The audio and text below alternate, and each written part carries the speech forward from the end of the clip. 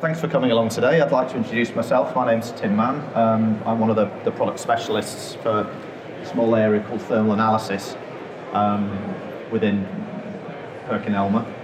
So what I'd like to talk a little bit to you about today is what we call evolved gas analysis. So this is basically where we heat things up, set them on fire or not, and then analyse what comes out when we do that. When we do this. So a couple of stories to talk to you about as we go through, which will become a bit more obvious. But yeah, we'll just go through the system. So what we like to do is basically, if you take a set of the equipment, this will be the last one I show you, I promise. So what we have is basically a TGA here, which is a thermogravimetric balance, which in this case then we take the off gas into an infrared, out to the infrared and into a GC. So this is acting as if you like, a glorified fire, where we can control the atmosphere, and then obviously these two are then detecting any of the gases that come off. So if you want to look at this from a simplistic point of view, TGA thermogravimetric analyzer tells me what temperature something comes off, tells me how much, because it's a gravimetric approach, so we're literally weighing it, and also how fast something comes off. So does it burn quickly, does it burn slowly, does it decompose rather than burning? But what it doesn't give us is the ability to work out what is coming off. So I like simplistic things sometimes, so this is how I describe how the system works. So the TGA is basically a balance. You put your sample, which is the purple egg, in the balance. We heat it up, in this case using a fire. Normally we're using proper resistance wound furnaces for this rather than fires, but as something comes off your purple egg, we have a heated tube which takes the gases to a nose. Now this nose in this case is an infrared or a gas chromatogram, but the principle is actually fairly simple when you actually look at it, from that point of view. So what I would like to talk about a little bit is some of the things that I've been playing with recently.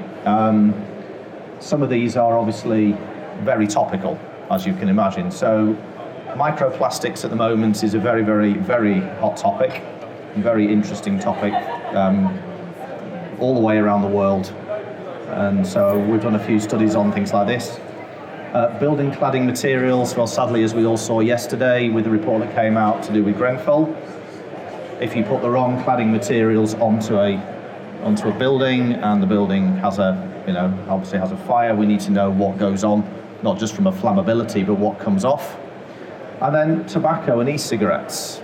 There's been a lot of discussion about e-cigarettes recently in the press. A lot of the medical people are saying that they are, very much a big advantage over tobacco, but there are now starting to see some problems with people in the US especially, caused by other problems. So again, these are one of the sorts of things that we like to have a look at with our customers, and also, me playing around in my lab itself. So if we go into microplastics, so this is microplastics in water. I don't know whether you've all seen all of the press recently with just how small these microplastics are actually becoming, and how far into the ocean they're going, how low they're going, also out into up into the Antarctic, the Arctic. So there are various studies that are going on at the moment, but we thought, why not have a look? So if you take a look at where microplastics come from, about 1/3% of the pellets themselves. Sometimes people call them polymer chip. I've heard them called nurdles recently in the press. No idea, but if you look at them, they're almost like about the size of a piece of rice. They get obviously pushed into the machines. They're getting extruded out into the plastics, and so they tend to get into the oceans and places when they fall off boats as they're being shipped about. Things like shower gels, hand creams, toothpaste, these little micro beads that were put in for quite a while, they're all polymers, or they were. They're now starting to remove these quite quickly, because obviously they've realised that we clean our teeth, it goes down into the water supply, goes out, and then out into the general, environment. Marine coatings, these are paints that basically come off the bottoms of boats, so they get worn off or fall off. We've got road markings, so even within the city, and tyres and actual dust. So it doesn't tend to go into the oceans, but obviously tends to go into the water courses and then outwards from there. But one of the big ones as well is synthetic fibres from what? From just washing your clothes. You know, obviously cotton, being a natural product, not so much of a problem, but if you've got polyesters, nylons, things like this, they shed really, really small fibres out into the washing. That then goes out again into the water course. So this is something that people are now starting to take care, to take notice of as well. So how do we do what we do? Well, I won't go too far into this, but basically using gas chromatogram techniques, then each of these individual types of polymers all have their own fingerprint. So when they break up, in the actual GC, they split into specific masses, and from that we can actually identify them just by their literally by their own fingerprint for how they break up. So, bottom of the screen, there's a few examples of different common thermoplastics. So polyethylenes, polypropylene, polystyrene, all commonly used. So we can see that the chromatography is different for each. So if we can find a way of analysing these, we can use this as a fingerprinting technique, as well as other techniques such as infrared, etc. So, squiggly line time. So this is basically a TGA curve. So on the left-hand side, you've got weight percent. Normally we'd have temperature across the bottom. In this case, it just happens to be in time for a different reason. But we can see that the green line here decomposes earlier than the red line, which decomposes earlier than the blue line. So even within the TGA itself, we can actually get a feel for what the different polymer is, just purely based on how it decomposes, what temperature it decomposes at. They have different stabilities caused by the different chemical bond strengths that are within there. So we did this in order that we know how a polyethylene looks like when it's decomposed, how a polypropylene looks like, and how polystyrene. So you use these as standards basically, to then go forward. So what we then did was this is one of my German colleagues did the work. They took some samples from Halensee, which is apparently, I think is in Berlin. So it's a nice pretty little lake in the middle of Berlin.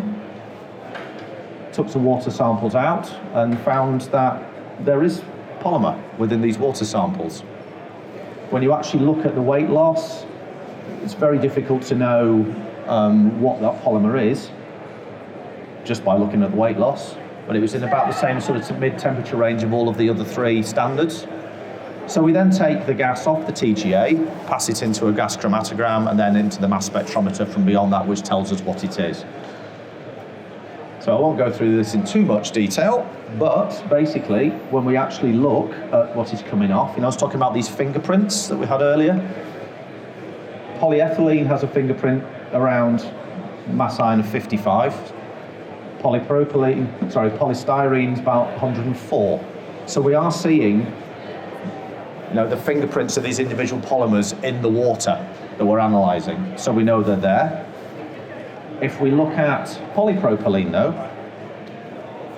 the top two curves are from the standard, the bottom two are from the sample. So we're not seeing these 3 or 4 significant peaks in the actual standard, the actual sample itself from the Halensee. Now that's quite interesting because polypropylene is quite often used for caps in bottles. So it's just tell us a little bit about the type of pollution, if you like, and microplastics that are getting out into the water. So it's an interesting tool to be able to use to get a much more accurate feel for where these polymers are going and what the actual polymers are. Those of you who like to know what's going on, there's actually a boat that's just set off from Portsmouth. It's an all-female crew, and so what they're actually doing is they are sailing this boat all the way around the world over the next couple of years, and as they travel around the world, they're taking samples of polymers from the sea in various different places. There's a group of scientists on board as well as sailors. And so their aim is to actually try and map, as they are sailing around the world, where the microplastics are, what types of polymers they are, do they see more of certain types in certain parts of the world. So we have a link up with the ladies on the boat. So what we've actually done is we provided an infrared spectrometer for them for the boat. So the actual IR itself is about this big. It can be run off a battery. So what they're actually going to do as they sail around the world is they're dredging the sea as they go. They're taking silt samples if they're on the edges of islands and things like this, separating out the polymers, putting them onto the infrared, and actually analysing in real time as they go around the world what these plastics are. So it's quite an interesting thing to watch. My daughter's going to be watching them on the way through because she's 11, and at the moment in schools, microplastics is a really big subject for them, mostly because of them people showing turtles being killed by bottles and things like this. So it's really a very interesting area, and these ladies are going to go all the way around the world and see what they can see. So that's microplastics. This will work. We also started getting involved in building claddings and materials from that point of view, as I said earlier, because of the awful situation we had with Grenfell, amongst other things. So of course what we can use the TGA to do is to take a sample of cladding or insulation or whatever it happens to be, put it into the TGA itself, start to decompose it, and then look to see what comes off at specific temperatures. Because of course cladding could be dangerous at a high temperature, but less so at a low temperature. So if we take, again, standard piece of cladding material, so as we can see, this thing loses quite significant mass, sort of 35% of its mass up to 300 degrees C. So if you think about that from a fire point of view, we get to 300 quite quickly. What is actually coming off? So if we do an analysis of the gas at 300, you can see there's an awful lot of peaks. There's an awful lot of individual components coming off. If we start looking at what they are, so this is using the mass spectrometer to give us a feel for what these individual components are, then we can start to see things like benzene. Benzene, of course, highly carcinogenic. Most of these materials are in there are, again, particularly unpleasant, not the sort of thing that you want to be breathing in. So by taking a small sample of various different claddings, you can get a feel for how they are from a temperature stability point of view, but also what comes off. There is another set of work I've done which was done based on isocyanate type foams, which of course start to give off cyanides and things like this as well. They had not to be used in cladding for obvious reasons. But we had some knocking around in the car park, so thought we'd try it and see what came off just for some fun. So going forward, a lot of the manufacturers of the insulations, the claddings and things like this is the sort of work that they are now, if they haven't done already, are now having to do, because obviously we need to know what comes off in order to stop this sort of thing from happening again. So it's unfortunately quite a necessary test that we've been playing with. If we move on to tobacco and cigarettes, or e-cigarettes, I will apologise for the next couple of slides if there is anybody that smokes here, but then if you didn't know what's coming off cigarettes by now, you probably should know anyway. But there is a reason why a lot of the manufacturers are now trying to move away to vaping and things like this. I think Philip Morris have turned around and said that over the next, 5 years, they want to stop everybody from smoking, which is quite interesting coming from a tobacco manufacturer. But that's their aim, is to move everybody away from smoking cigarettes. They'll make their money elsewhere, of course, but interesting comment, I thought. So tobacco is quite a complex matrix. So again, we're looking at weight percent, in this case versus time, temperature, the same sort of thing. So we can see various different weight losses. Chose to collect a bit of gas up here at temperatures about 400 odd degrees, just because that's towards the temperature of the tip of a cigarette. So we're taking the gas, passing it into the GC. So rather than give you a list of things, this is kind of showing the peaks and the stuff that comes off. So if you didn't know, the bit that people smoke on their after is nicotine. The problem is, the downside to that are all of these things down here that come off with it. So benzene, as I say, carcinogenic. Benzonitrile, very similar. Phenol, pretty aggressive. Pyridine, again, not very nice. So this is the downside to smoking. You know, the nicotine itself is what you're after. Unfortunately, the other bits that go with it are the bits that you don't really want.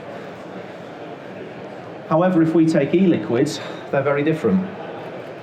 E-liquids are designed to be basically just a carrier for the nicotine. So this was a plain liquid, so without any of the bubblegum flavours, popcorn flavours, peach, mint, or whatever people are putting in there in order to attract people to come and use them, but behave in a very different way. So what we're looking at here again are two of the main components. So you can see that by 200 and something degrees, all of these components have gone. You can see that's gone to a flat line pretty much at zero. There's nothing left. So that means that up to a couple of hundred degrees when it's being vaporized, all of the components are coming across and into the lungs or wherever they go. So if we actually have a look, so what we're doing here is we are sucking the gas across, in this case into a mass spec via the GC anyway. We see all of the ions are coming off exactly where all the main weight loss is, which is fine, which is what we expect. But what's interesting is what we're then looking at is what these carriers are. So we see nicotine, we're seeing propylene glycol, we're seeing glycerin. So these are the main components within it. What this is basically telling us is that because these are all nice clean peats and it's quite a clean TGA, we're not actually at these temperatures seeing any particular decompositions of these carrier materials. What we're actually seeing is a volatilization. So that's good in some respects because it means that you're not getting anything breaking up into unexpected materials which we don't want to ingest. But going forward, the next piece of work that we're going to look at is actually looking at the liquids which have the flavours and the fragrances in there, because these tend to be much more complex materials, and it's do they start to break up. So this work was done in order to prove volatility rather than decomposition. Moving forward, the work we need to do is basically to look at not only this, but also what happens to the flavours. Because it could be unexpected, part of this could well be that it's the flavours that end up doing the damage, if any damage is done at all. And the issue we have on like tobacco, where people have been smoking it for probably getting on for centuries, e-liquids are now, what, 3, 4, 5 years old maybe? So we don't have the medical, any of the studies to look forward just yet. But I can assure you, for those of you who do vape, actually, and those people who smoke, the companies who are developing these things and the tobacco companies, they invest billions of pounds a year on research into this. For many reasons. One being that they prefer you not to become ill, because people tend to sue them when that happens, but also if you're ill, you don't buy their products anymore. So it is actually in their own interest to keep you as healthy as they can do whilst they're doing this sort of work. So that's just a little flavour, if you like, of some of the things that we've been playing with. I was stood here last year talking about Formula One cars and rubbers and polymers and things like this. So, again, using similar techniques. So, at that, I'd just like to say thank you. Thank you for coming and listening, and have a good rest of the day. Thanks very much.